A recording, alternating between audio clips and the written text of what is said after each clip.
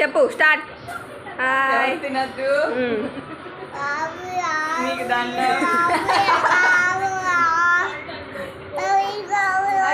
ప్రాణాలు కాపాడుకో.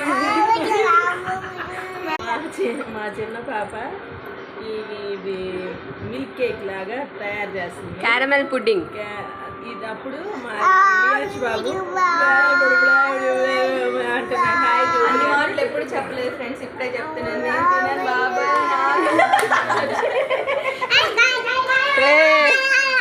ఇది తిరిగి నువ్వు తినవా? ఫస్ట్ నీకే పెడతా.